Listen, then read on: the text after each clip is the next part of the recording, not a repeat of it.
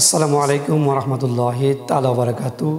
সম্মানিত মুসলমান দিনদর্দি বাবা মার ভাইরা, মা বোনেরা, আজকে আমি আপনাদের সামনে হাজির হয়েছি গুরুত্বপূর্ণ সুন্দর একটি বিষয় নিয়ে মা বোনদের জন্য।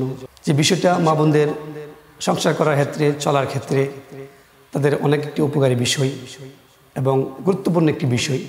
সেটা হলো যে একটি কাজের কারণে, যে একটি আমলের কারণে মহিলারা জান্নাতি হইতে পারবে। ছোট্ট একটি আমল, ছোট্ট একটি কাজ, যে কাজটা করলে মহিলারা সহজে জান্নাতে প্রবেশ করতে পারে। আল্লাহ পাক রব্বুল আলামিন তাদেরকে জান্নাত দান করবেন। আল্লাহ পাক রব্বুল আলামিন পুরুষ এবং মহিলা উভয়কে আল্লাহ পাক রব্বুল আলামিন সৃষ্টি করেছেন। হযরত আদম আলাইহিস সালামকে সৃষ্টি করার পরে মা হাওয়াকে সৃষ্টি করেছেন। সৃষ্টি করার পরে তাদেরকে দুনিয়াতে পাঠিয়ে দিয়েছেন। তাদের এই সংসার জিন্দেগির মাধ্যমে, তাদের এই ঘর সংসারের মাধ্যমে এভাবে মানুষের বংশ বিস্তার দুনিয়াতে আস্তে আস্তে বৃদ্ধি পেয়েছেন। তো আমরাও আমাদের স্বামী এবং স্ত্রী একটা সুন্দর একটা বন্ধনের মাধ্যমে, একটা শরিয়া সম্মত একটা ইসলামিক একটা নীতির মাধ্যমে আমাদের স্বামী এবং স্ত্রী একে অপরের জায়েজ হয়ে গেছি, একে অপরের আমরা আপন হয়ে গেছি। তো আমাদের স্বামী এবং স্ত্রী এই সম্পর্কটা একটা মধুময় একটা সম্পর্ক, শুভ একটা গুরুত্বপূর্ণ একটি সম্পর্ক, যে সম্পর্কে আল্লাহ পাক রব্বুল আলামিন নিজেই ভালোবাসেন। আল্লাহ পাক রব্বুল আলামিন বলেন, যদি স্বামী তার স্ত্রীকে ভালোবাসে, স্ত্রী তার স্বামীকে ভালোবাসে এবং তারা সুন্দরভাবে সংসার করে ইসলামিক রীতি অনুযায়ী চলে, আল্লাহ পাক রব্বুল আলামিন তাদেরকে জান্নাত দান করবেন।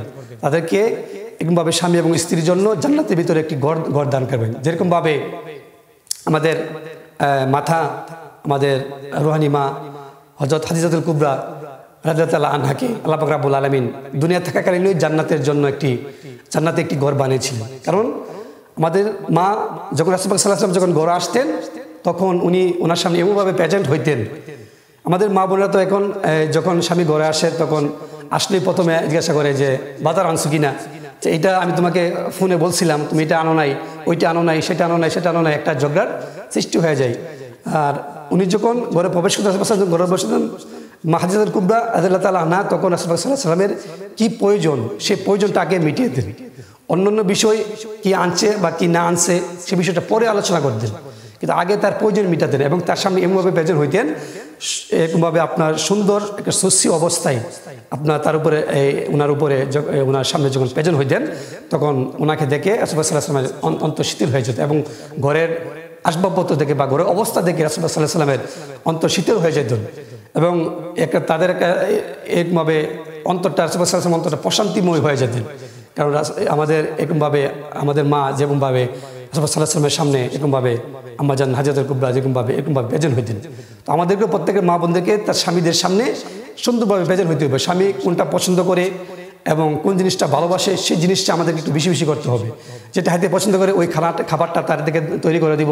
তাদের যদি সাজগুজ থাকতে অবস্থা করে, পরিবারই থাকতে অবস্থা পছন্দ করে, তার সামনে পরিবারই থাকা আমরা অবস্থা করবো এবং একে অপরের সাথে মহব্বত আমরা বজিয়ে রাখবো, বিশ্বাস রাখবো এবং স্যাক্রিফাইস করবো।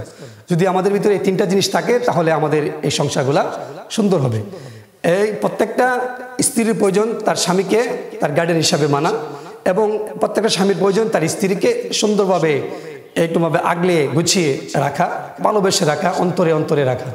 তো যখন মা বোনেরা যখন তাদের দায়িত্ব যখন তার স্বামীরা নেই, তখন তার উপরে সব কিছু স্বামীদের কথাবার্তা আমাদের শুনতে হয়, মা বোনদের শুনতে হয় বা স্বামীদের কথা মতে চলতে হয়। কিন্তু আমাদের বর্তমান মা বোনেরা তারা স্বামীদের কথাবার্তা চলে না, বরং স্বামীর উপরে তাদের অবস্থান তৈরি করে, বরং স্বামীকে বরং উল্টো তারা শাসন করে বা উল্টো কথাবার্তা বলে, উল্টো গালিগালাজ করে থাকে। তো এগুলো কিন্তু আল্লাহ এবং তার রাসূল পছন্দ করেন না, আল্লাহ রাব্বুল আলামিন এগুলো পছন্দ করেন না। এগুলা শয়তানদের কাজ, শয়তানরা এগুলা করে থাকে এবং এই সুযোগে শয়তানেরা ডিভোর্সের একটা পর্যায়ে চলে যায়, ঘরে একটা অশান্তি সৃষ্টি করে থাকে। তো আমি বলছিলাম যে কোন আমলে বা কোন কারণে মা বোনেরা জান্নাতে প্রবেশ করতে পারবে।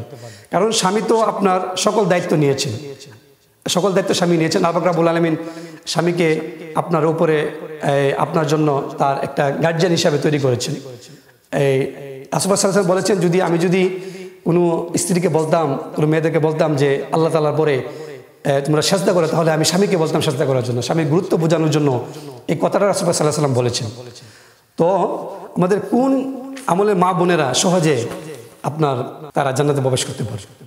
কারণ রাসূলুল্লাহ সাল্লাল্লাহু আলাইহি ওয়াসাল্লামের মেয়ে হযরত ফাতেমা রাদিয়াল্লাহু তাআলা আনহা হযরত ফাতেমা রাদিয়াল্লাহু তাআলা আনহা এবং হযরত আলী রাদিয়াল্লাহু তাআলা আনহু তাদের সংসার অভাব থাকার পরেও কোনোদিন ঝগড়াঝাটি হয় নাই, কোনোদিন তাদের ভিতরে এরকমভাবে তাদের ছেলেমেয়ে নিয়ে ঝগড়াঝাটি হয় নাই, কোনো খাবার দাবার নিয়ে, কোনো কাপড় জামা কাপড় নিয়ে, কোনো আসবাবপত্র নিয়ে তাদের ভিতরে কোনো ঝগড়াঝাটি হয় নাই, বরং একটা অভাবে থাকার পরেও তাদের সংসারটা একটা সুখময় একটা সংসার হিসাবে এরকমভাবে তারা তৈরি করেছিলেন এবং আল্লাহ পাক রব্বুল আলামিন এতে খুশি হয়েছিলেন, রাসূল সাল্লাল্লাহু আলাইহি ওয়াসাল্লামও এতে খুশি হয়েছিলেন।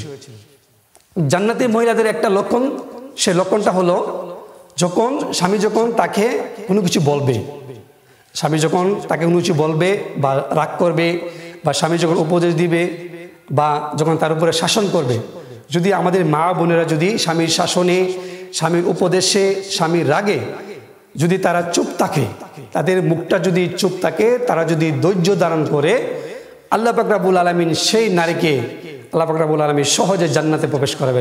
সুবহানাল্লাহ। আল্লাহ পাক রব্বুল আলামিন স্বামীর গুরুত্বটা এত দিয়েছেন, তাদের ধৈর্যটা যদি স্বামীর উপরে থাকে, যদি তারা যদি এই কাজের উপরে ধৈর্য ধারণ করতে পারে, কেন স্বামীরা আপনাকে একটু রাগ, আপনার সাথে রাগ করবে বা একটু আপনাকে শাসন করতে পারে বা আপনার উপরে একটু উপদেশ আদেশ করতে পারে, তো এগুলা আপনাকে কোনো বাড়ি বস্তু হিসাবে না মেনে, এগুলাকে হারার দিকে না নেনে আপনি যদি ধৈর্য সহিত যদি এগুলো মেনে নিন, আর যদি আপনি যদি রাগে করে ফেলেন বা আপনার যদি খারাপই লাগে, তাহলে যদি আপনি চুপ থাকেন, আপনি যদি চুপ থাকেন, আল্লাহ পাক রব্বুল আলামিন আপনাকে হাশরের ময়দানে বিচার আচার করার পরে আপনাকে জান্নাতে প্রবেশ করাবেন। তাহলে কত বড় ছোট্ট একটা কাজ, এই কাজটা যদি আমাদের মা বোনেরা যদি সঠিকভাবে করতে পারে, আল্লাহ পাক রব্বুল আলামিন জান্নাত দান করবেন। আমি প্রত্যেক মা বোনদেরকে বলবো, যারা আমার আজকে আলোচনা শুনেছেন, আপনারা সবাই এরকমভাবে আপনারা সবাই স্বামীর আনুগত্য করবেন, স্বামীকে সেবা করবেন। প্রত্যেক স্বামী যারা আজকে আলোচনা শুনেছেন, আপনাদের স্ত্রীকে খুবই আগলে রাখবেন, মমতাময় হিসাবে আগলে রাখবেন, ভালোবাসা দিয়ে আগলে রাখবেন, তাদের সকল চাহিদা পূরণ করবেন। আল্লাহ পাক রব্বুল আলামিন যেন প্রত্যেক ঘরকে একটি জান্নাতের বাগান হিসাবে কবুল করে, সবাই বলি আমিন।